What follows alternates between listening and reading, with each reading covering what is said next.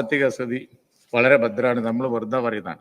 Sir, എന്നാ പിന്നെ കോൺട്രാക്ടർമാർക്കുള്ള ബില്ലാണ് കൊടുത്തൂടെ ധനകാര്യമന്ത്രി? എന്തിനെത്ര ഉഷാറാണെങ്കിൽ മെഡിക്കൽ കോളേജിലൊക്കെ ഉപകരണങ്ങൾ വാങ്ങിയതിന്റെ ബില്ലൊന്ന് കൊടുത്തൂടെ? എത്ര ഉഷാറാണെങ്കിൽ അതങ്ങോട്ട് കൊടുത്തൂടെ? എന്റെ ബഹുമാനപ്പെട്ട ധനകാര്യമന്ത്രി, എന്നാ പിന്നെ എന്തിനാ ഇങ്ങനെ ക്രൂരത കാണിക്കുന്നത്? അതൊക്കെ ഒന്ന് കൊടുത്തൂടെ? ഒന്നും കൊടുക്കുന്നില്ലല്ലോ. എല്ലാവർക്കും അറിയാം വളരെ മോശമാണ് കാര്യങ്ങൾ. പൊളിഞ്ഞ തറവാട്ടുകാരെ പണിയാണ് എന്ന് പറഞ്ഞിട്ടുണ്ടെങ്കിൽ മേനി പറയും ചെയ്യും, ഒന്നിനൊട്ട് കാശ്.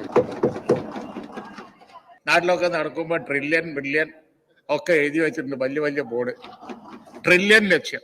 എന്നാ പിന്നെ ഈ ആളുകൾ എങ്ങനെ ബുദ്ധിമുട്ടിക്കേണ്ട വല്ല കാര്യമുണ്ടോ? പാവപ്പെട്ട ആളുകൾ ഉച്ചക്കഞ്ഞി, അതുപോലെ തന്നെ മലബാറിലൊക്കെ 70, 60, 80 കുട്ടികളെ വെച്ച് ഒരു ക്ലാസ് പഠിപ്പിക്കുക. ഇന്ന് രാവിലെ ബഹുമാനപ്പെട്ട വിദ്യാഭ്യാസ മന്ത്രി അപ്രൂവലിന്റെ കാര്യം പറഞ്ഞു. ആർക്കെങ്കിലും ശമ്പളം ഉണ്ടോ? എല്ലാ ഈ സെക്രട്ടേറിയറ്റിന്റെ പഠിക്കൽ വന്ന് കിടക്കുകയല്ലേ? നിങ്ങൾ ഈ നമ്പർ 1 ആവാൻ വേണ്ടിയിട്ട് ഇവിടെ പ്രസംഗിച്ച പിന്നെ പൊന്നാനി മെമ്പർ ഉൾപ്പെടെ എല്ലാവരും ചെയ്തത് എന്താ വെച്ച് കഴിഞ്ഞാല് ഒറ്റ ചാട്ട. കേരളത്തിൽ നിന്ന് നേരെ UP-യിലേക്ക് ഒരൊറ്റ ചാട്ട. തമിഴ്നാടായിട്ട് കമ്പയർ ചെയ്ത് നോക്കണ്ടേ? നമ്പർ 1 എന്നുള്ളത് പഴയ സ്റ്റാറ്റസ് ആണ്. ഇപ്പത്തെ കണ്ടീഷൻ എന്ന് പറയുന്നത് ഗ്രോത്ത് റേറ്റ് ആണ്. ഇവിടെ ഉമ്മൻചാണ്ടി ഗവൺമെന്റിന്റെ കാലം ഉണ്ടായിരുന്നു, ആന്റണി ഗവൺമെന്റിന്റെ കാലം ഉണ്ടായിരുന്നു, അതുപോലെ മുമ്പോട്ടായിരുന്നു. ചെലവ് ചുരുക്കൽ ഇല്ലേ? ചെലവ് ചുരുക്കുക എന്ന് പറഞ്ഞ പരിപാടി തന്നെ നിങ്ങൾക്ക് ചെയ്തോട്ട് സമ്മതിക്കൂല.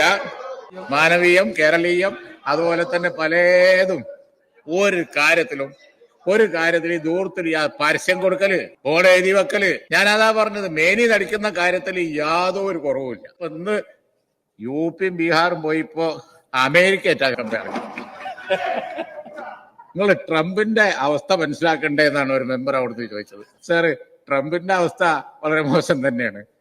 അദ്ദേഹം ചെയ്തുകൊണ്ടിരിക്കുന്ന എല്ലാം കൂടി ഒരു ദിവസം പൊട്ടും. നമ്മളും കൂട്ടത്ത് പൊട്ടണോ എനിക്ക് അറിഞ്ഞൂടാ ധനകാര്യമന്ത്രി അങ്ങ് പറയും. യാഥാർത്ഥ്യ ബോധത്തോടു കൂടി ഒന്ന് നോക്കി പൈസ ഇല്ലാന്നൊക്കെ സമ്മതിച്ച് നമ്മൾ എന്താണ് ചെയ്യേണ്ടത് എന്നൊന്ന് ആലോചിച്ച് ഈ ആവശ്യമില്ലാത്ത ചെലവൊക്കെ ഒന്ന് ചുരുക്കി കേന്ദ്രത്തിൽ നേടിയെടുക്കാൻ വേണ്ടി നമുക്ക് ഒരുമിച്ച് നോക്കാം. ഞങ്ങൾ എപ്പോഴെങ്കിലും ഇല്ല എന്ന് പറഞ്ഞിട്ടുണ്ടോ? പക്ഷെ നിങ്ങളിങ്ങനെ എല്ലാം ഉഷാറാണ്, നമ്പർ ഉള്ള യാതൊരു കുഴപ്പമില്ല എന്ന് പറയും ചെയ്യും, ഒന്നൊട്ട് നടക്കൂല.